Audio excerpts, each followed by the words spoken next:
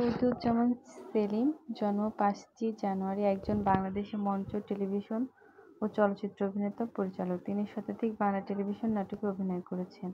পাশাপাশি বেশ কয়েকটি বিজ্ঞাপন চিত্রে কাজ করেছেন।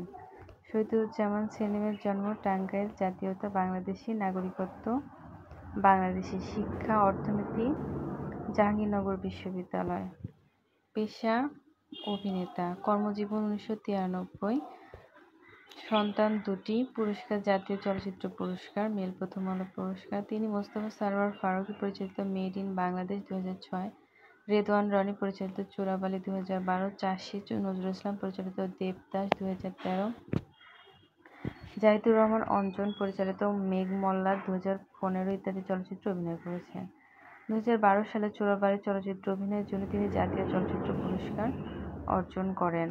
এছাড়াও ২ দশক ধরে ছোট পর্দায় অবদানের জন্য মেরিল প্রথম আলো পুরস্কার লাভ করেন।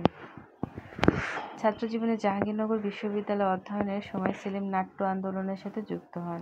পরবর্তীতে ১৯৮৩ সালে তিনি ঢাকা থিয়েটার মঞ্চ অভিনেত্রী হিসেবে যোগ দেন। বর্তমান কাল পর্যন্ত এই দলের অধীনে অনিয়মিতভাবে মঞ্চে অভিনয় করে আসছেন। এই থিয়েটার দলের সাথে তিনি বেশ কিছু মঞ্চনাটকে অভিনয় ও নির্দেশনা দেন। মঞ্চে অভিনয়ের মাধ্যমে শহীদুজ্জামান সেলিম এর অভিনয়ে হাতেখড়ি হলেও পরবর্তীকালে তিনি ছোট পর্দা এবং বড় পর্দায় কাজ করেছেন। ১৯৮৯ সালে বাংলাদেশ টেলিভিশনের জোনাকি জলে নাটকে অভিনয়ের মধ্য দিয়ে তিনি ছোট পর্দায় অভিষেক ঘটান। এরপর টেলিভিশন নাটকে নির্দেশনা দিতে শুরু করেন। তার পরিচালিত স্পর্শের বাইরে, রং-ছুট ধারাবাহিক নাটকে ছোট পর্দার দর্শক ও সমালোচকদের প্রশংসা অর্জন করেন। শহীদুজ্জামান সেলিম ১৯৯৩ সালের ১৬ ডিসেম্বর বাংলাদেশী মঞ্চ ও টেলিভিশন অভিনেত্রী রোজি সিদ্দিকীকে বিয়ে করেন। তাদের ২টি মেয়ে রয়েছে। চলচ্চিত্রের তালিকা: ১৯৯৩ সালে একাত্তরে যিশু, ২০০৭ সালে মেড ইন বাংলাদেশ, ২০০৯ সালে চন্দ্রগ্রহণ, ২০১২ সালে চোরাবালি, ২০১২ সালে ফিরে এসো বেহুলা, ২০১৩ সালে দেবদাস, ২০১৪ সালে মেঘমল্লার, ২০১৫ সালে বাপজানের বায়োস্কোপ, ২০১৫ সালে লাল চর, ২০১৫ সালে ইউটার্ন, ২০১৫ সালে এই তো প্রেম, ২০১৫ সালে পদ্মপাতার জল, ২০১৬ সালে অজ্ঞাতনামা, ২০১৭ সালে সুলতানা বিবিয়ানা, ২০১৮ সালে অর্পিতা, ২০২০ সালে বিবে নবাব এলএলবি, ২০২১ সালে ১৯৭৫ an untold story, Munshigiri, mission extreme, Chokh, ২০২২ সালে পরাণ, অমানুষ, সাইকো, কাগজ, ২০২৩ সালে আদম, লাল শাড়ি, সুড়ঙ্গ, প্রিয়তমা, পাফ ড্যাডি, ২০২৪ সালে ফেরেশতা, সোনার চর, লিপস্টিক, ওমর, তুফান, জিম্মি, ২০২৫ সালে জংলি, বরবাদ, দাগি, তাণ্ডব, জল রং।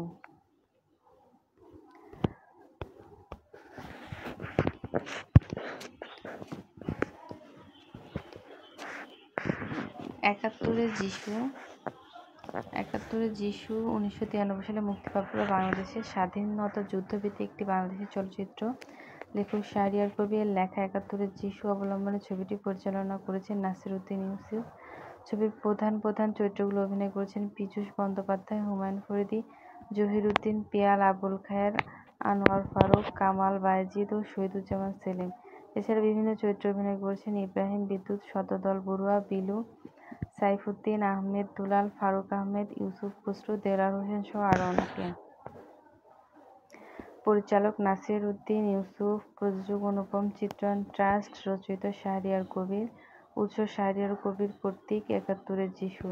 শ্রেষ্ঠাংশে পীযূষ বন্দ্যোপাধ্যায়, হুমায়ুন ফরিদী, জহিরুদ্দিন পিয়াল, আবুল খায়ের, আনোয়ার ফারুক, কামাল বায়েজিদ, ইব্রাহিম বিদ্যুৎ, শতদল বড়ুয়া, বিলু, সাইফুদ্দিন আহমেদ দুলাল, ফারুক আহমেদ, শহীদুজ্জামান সেলিম, ইউসুফ খসরু, দেলোয়ার হোসেন। সুরকার শিমুল ইউসুফ।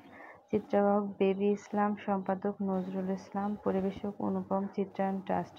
মুক্তি ১৯৯৩, স্থিতিকাল ১০০ মিনিট।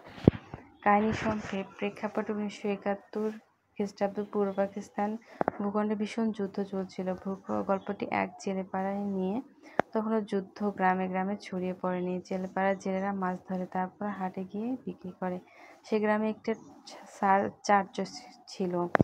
গ্রামের বেশিরভাগ জেলেই ছিল খ্রিস্টান। প্রতি রবিবার চার্চের কেয়ারটেকার ডেসমন্ড সকালে গির্জার ঘণ্টা বাজাতেন, আর তারপর গ্রামের সব মানুষ আসতেন সেই গির্জায়।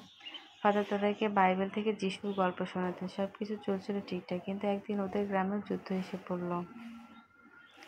সেদিন জেলের হাটে গিয়ে বসে বসে মাছি মারছিল।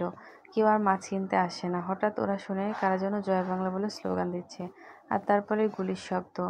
পাক বাহিনী আক্রমণ করেছে। জেলেরা যেদিকে পারল পালাতে লাগলো, কিন্তু সবাই পালাতে পারল না। ওদের একজন হরিপদ পাকিস্তানি বাহিনীর গুলিতে মারা গেল।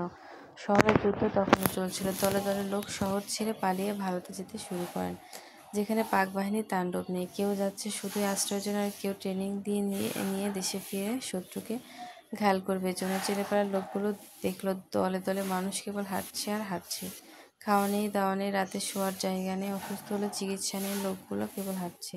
কেউ মরে গেলে রাস্তার পাশে পড়ে থাকছে, আর যারা অসুস্থ তারাও হাঁটছে। জেলেপাড়ার মাস্টার সেখানকার সব লোককে জড়ো করলো, আর তারপর শুরু করলো এই শহর ছাড়া মানুষগুলোর সেবা। রাতারাতি তাদের জন্য তৈরি করলেন কতগুলো তাঁবু। গ্রামের সবার কাছ থেকে চাদর আর মাদুর নিয়ে সেখানে রাতে থাকার ব্যবস্থা করা হলো। বাড়ি বাড়ি থেকে চাল ডাল নিয়ে সবার জন্য খিচুড়ি রান্না করা হলো। কিন্তু চিকিৎসার বন্দোবস্ত জেলেপাড়ার লোকেদের থেকে হলো না বলে মাস্টার গিয়ে গির্জার ফাদারকে বললেন গির্জায় রাখা ওষুধ দিতে। আরও বললেন সিস্টাররা যেন অসুস্থ মানুষগুলোর চিকিৎসার ভার নেয়। এতে আবার ফাদার পড়লেন আরেক চিন্তায়, গির্জাকে তিনি এই যুদ্ধের মধ্যে জড়াবেন কিনা। কিন্তু এত মানুষের কষ্ট সহ্য করতে না পেরে ফাদার সিস্টারদের অনুমতি দিলেন সবার চিকিৎসার ভার নেওয়ার জন্য। রাতভর মাস্টার, তার ছাত্ররা, বুড়ো ডেসমন্ড আর সিস্টাররা মিলে শহর ছেড়ে পালিয়ে আসা লোকদের সেবা করলেন, খাওয়ালেন, চিকিৎসা করলেন। পরদিন সব লোক আবার ভারতের পথে যাত্রা শুরু করলো। তাঁবুগুলো আবার ফাঁকা হয়ে গেল। কিন্তু ঘুরতে ঘুরতে বুড়ো ডেসমন্ড দেখেন একটা গাছে করে একটা ফুটফুটে মেয়ে রয়ে গেছে সেই সব শরণার্থীদের থেকে। ডেসমন্ড ওর কাছে গ্রামের নাম জানতে চাইলে মেয়েটি কিছুই বলতে পারল না। পরে ডেসমন্ড বুঝতে পারলেন মেয়েটি বোবা। ডেসমন্ড এবার মেয়েটার পেছনে সময় দিতে লাগলো। ওকে গল্প শোনায়, যিশুর গল্প, পাতার বাঁশি বানিয়ে দিত, বাজিয়ে শোনায়। আরেকদিন গ্রামে খবর এলো হাটে পাক বাহিনী এসেছে। তারা হাট জ্বালিয়ে দিয়েছে, গ্রামের পর গ্রাম জ্বালিয়ে দিয়েছে, যাকে পাচ্ছে তাকে গুলি করে মারছে। আরেক গ্রামের গির্জার ফাদারকে বেনেট দিয়ে কুচিয়ে মেরেছে। শিশু, বৃদ্ধ, জোয়ান, বুড়ো, ফাদার, জেলে, কাউকে ওরা ছাড়ছে না, সবাইকে মারছে। গ্রামের সব লোক ভয়ে পালাতে লাগলো। গির্জা ছেড়ে পালিয়ে গেলেন স্বয়ং ফাদারও। কেবল থেকে গেলেন বুড়ো ডেসমন্ড, ওই ফুটফুটে মেয়েটা। ওদিকে ওই জেলেপাড়াতে পাক বাহিনী এসে পড়ল। ডেসমন্ড মেয়েটাকে বললেন ঘর থেকে না বের হতে, আর নিজে